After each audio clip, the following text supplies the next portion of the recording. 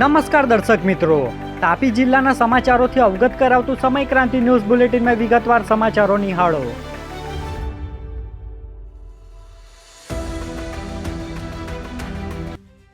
સોંગઢ પોલીસે નવા RTO checkpost નજીકથી પશુ ભરેલ ટેમ્પાને ઝડપી લઈ 2 ઇસમો સામે ગુનો દાખલ કર્યો. સોંગઢ પોલીસ ટીમના માણસોને મળેલી ખાનગી બાતમીના આધારે નવા આરટીઓ ચેકપોસ્ટ નજીકથી એક ટેમ્પામાં ગેરકાયદેસર લઈ જવાતા પશુ ભરેલ ટેમ્પાને ઝડપી લેવામાં આવ્યો છે.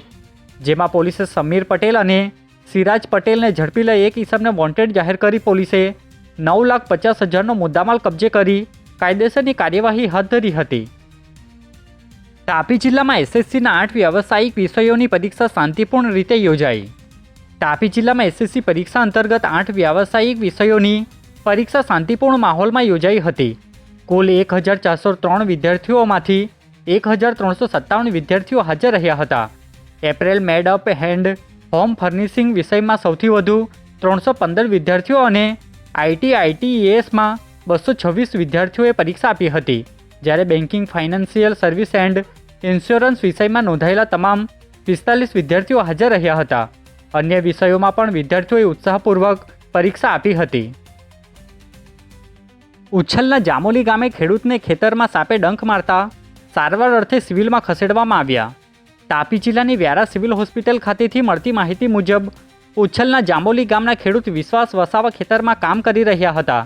ત્યારે અચાનક સાપે ડંખ મારી દેતા તેમને તાત્કાલિક ઉચ્છલના આરોગ્ય કેન્દ્રમાં સારવાર માટે લઈ જવામાં આવ્યા હતા. ત્યાંથી વધુ સારવાર માટે વ્યારાની સિવિલ હોસ્પિટલમાં ખસેડવામાં આવતા તબીબ દ્વારા જરૂરી સારવાર આપવામાં આવી હતી. વ્યારા પોલીસે ગેરકાયદેસર લઈ જવાતા પશુ ભરેલ કન્ટેનરને ઝડપી લીધો. 10 લાખથી વધુનો મુદ્દામાલ કબજે કરાયો. વ્યારા પોલીસ મથક ખાતેથી મળતી માહિતી મુજબ ટીચકપુરા બાયપાસ નજીકથી એક કન્ટેનરમાં લઈ જવાતા ગેરકાયદેસર પશુને પોલીસે ઉગારી લીધો છે. જેમાં પોલીસે 10,60,000નો મુદ્દામાલ કબજે કરી 2 જેટલા ઈસમ ઇમરાન ડેમા અને ઇમરાન સિંધીને ઝડપી લઈ 2 અન્ય ઈસમોને વોન્ટેડ જાહેર કરી પોલીસે કાયદેસરની કાર્યવાહી હાથ ધરી હતી. વ્યારાના બેડકુવા નજીક ગામે આવેલ સિમેન્ટના ગોડાઉનમાં કામ કરતા વ્યક્તિનું ખેંચ આવી જતા મોત નીપજ્યું. તાપી જિલ્લાના કાકડાપાર પોલીસ મથક ખાતેથી મળતી માહિતી મુજબ બેડકુવા નજીક ગામે આવેલ વંડર સિમેન્ટના ગોડાઉનમાં કામ કરતા અનિલભાઈ તિવારીને ખેંચ આવી જતાં તેમનું મોત નીપજ્યું હતું. બનાવને પગલે પોલીસે રાજેન્દ્રસિંહની ફરિયાદ લઈ પોલીસે ગુનો દાખલ કરી કાયદેસરની કાર્યવાહી હાથ ધરી હતી. સોંગઢ શહેરના નયનદીપ કોમ્પ્લેક્સમાં રહેતા પરિવાર મેયત ગયો અને ચોરોએ ઘરમાં ચોરી કરી ફરાર થયા. સોંગઢ પોલીસ મથક ખાતેથી મળતી માહિતી મુજબ શહેરમાં આવેલ નયનદીપ કોમ્પ્લેક્સમાં રહેતા સમીના ઉર્ફે મુન્ની રમજાન પટેલ કૌટુંબિક સંબંધીને ત્યાં મેયતમાં હાજરી આપવા ગયા હતા.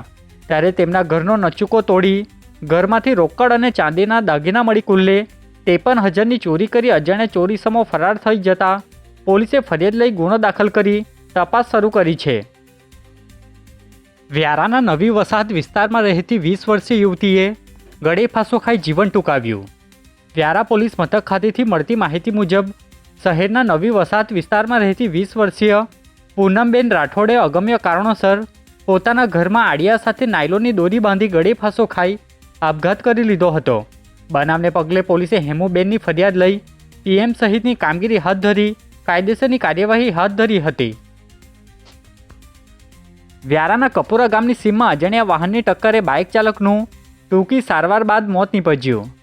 વ્યારા પોલીસ મથક ખાતેથી મળતી માહિતી મુજબ કપુરા ગામની સીમમાં અજાણ્યા વાહને બાઇક ચાલક પરેશભાઈ ગામિતને ટક્કર મારી દેતા તેમને ગંભીર ઇજાઓ શરીરે પહોંચતા તેમને સુરત સિવિલ ખાતે સારવાર અર્થે ખસેડવામાં આવ્યા હતા.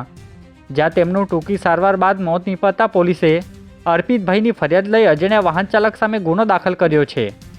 આજે બુલેટિનમાં બસ આટલું જ અને સમય ક્રાંતિ ન્યૂઝ ચેનલને લાઇક, શેર, કોમેન્ટ્સ અને સબસ્ક્રાઇબ અવશ્ય કરી લેશો, જેથી કરી તમને તાપી જિલ્લાના સમાચારોનો અપડેટ મળતી રહે અને મને રજા આપશો. આભાર. જય હિન્દ, જય ભારત.